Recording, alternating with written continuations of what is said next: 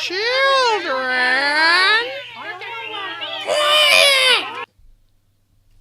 Thank you. Welcome to Camp Kidification. I'm the camp director, Mr. Doll. And this is my assistant, Miss Grunt.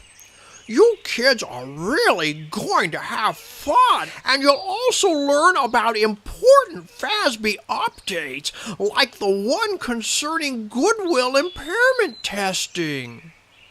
Impairment, like this camp could impair my health. Well, actually, my hearing is impaired. Must be from all that rock and roll music I listened to as a teen, like the Archies and Peter, Paul, and Mary. Anyway, do any of you children know what the new impairment rule is? I know, Mr. Doll. It now allows an entity to assess qualitative factors to decide whether or not to apply the two-step process for impairment testing. Very good. And if those factors don't indicate that there's a greater than 50% chance that the fair value is less than the carrying amount, then you don't have to do the two-step process. Excellent! One of you two is likely to win our Camp Kid Extraordinaire Award for Outstanding Camper of the Week. Now, kids, remember to learn your FASB updates to keep you safe while preparing financial statements. Will they teach us how to stay safe from the camp monster? What monster? They say it's a cross between Bigfoot, a dragon, and Bernie Madoff. That is scary. Oh my, the camp monster is just a silly camp story. It's not real. Mr. Doll? What else? I gotta go bathroom. Clarence, you can go when you get to your cabin. Wow, these bunks are pretty creepy. Mine has bugs. Mine has mice. Mine has monsters. I'd say this cabin should be tested for an impairment. Miss Grant says that there are several things that could indicate that the fair value is less than the carrying amount. Those could involve cost factors or financial performance. It could also include entity-specific events with regard to management, employees, customers, or legal issues. And finally, it could include general or industry conditions. Hi, kids. Ah! Oh, sorry to startle you boys. Are you the camp monster? No, I'm Terry, the camp maintenance man.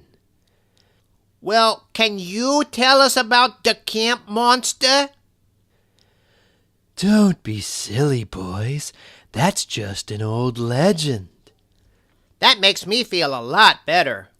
Well, bye-bye, boys. Sleep tight tonight. I think my sleep will be impaired tonight. Now, settle down, children. It's time for crafts.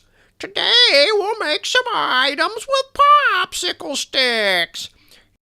Could we build a fence to protect us from the camp monster? No, Clarence, there's no such thing as a monster. The FASB update on impairment has a decision tree. I know. It starts with looking at qualitative factors for the 50% test. Miss Grant, I gotta go bathroom. Clarence, you should have gone back at your cabin. Now, let's see what you've all made. I made a pencil can. I made a tissue box cover. I made a nuclear reactor. I made a mess.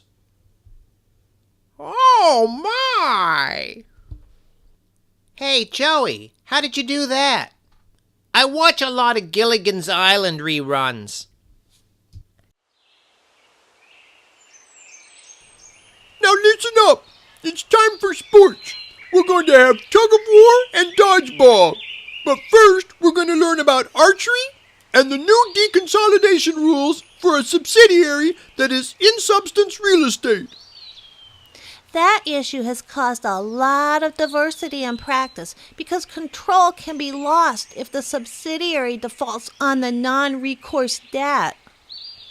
I wish I had some recourse for being stuck at this camp. Joey! Under the new rule, there would have to be a transfer of the real estate to the lender before the subsidiary would be deconsolidated. Mr. Skid, are we learning archery so we can shoot the camp monster if we see it? There's no such thing as a camp monster. Now shoot at the target. Ouch! Stupid kids. I hate my job.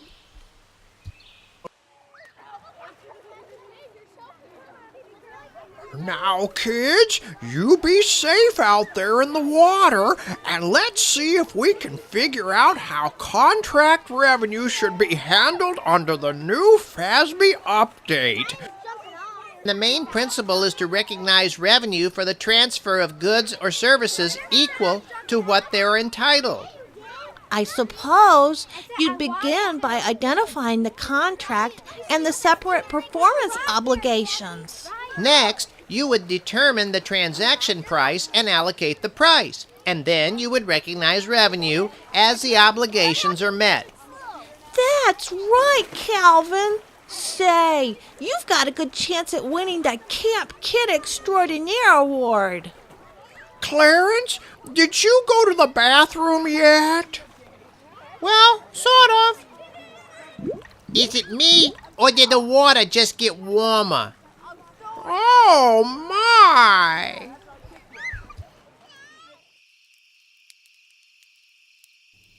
Well, now it's time for a swell campfire song. This song is about how you identify separate contract performance obligations and the two items required for the obligations to be satisfied. Everyone sing along. Here we go.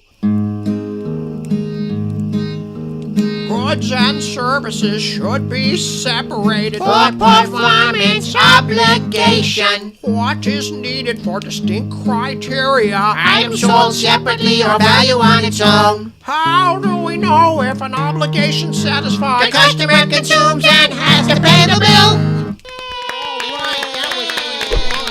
That was excellent. Now, kids, while you roast your marshmallows, I'm going to tell you a scary story. I thought that song was the scary story. Mr. Dole, is your story about the camp monster? Oh, no, that's just a silly old legend. This is a true scary story about the changes to the accounting for leases. One dark night, when there was no moon on the lake, the FASB snuck out and changed the accounting for leases to a right-of-use model. What happened to the lessor, Mr. Dole?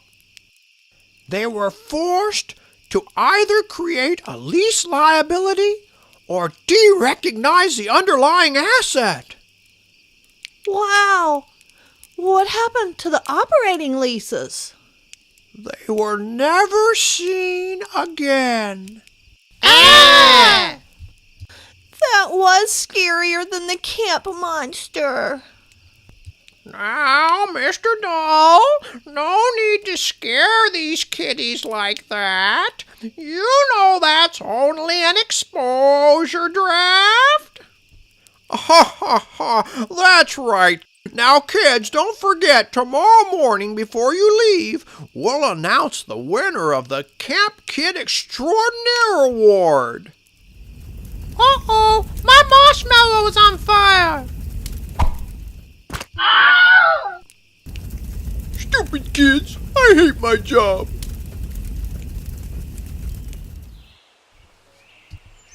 Well, kids, this is the moment you've been waiting for. You mean we get to go home now? Joey! And the winner of the Camp Kid Extraordinaire Award is the Camp Monster. I should have seen that coming. Oh, my!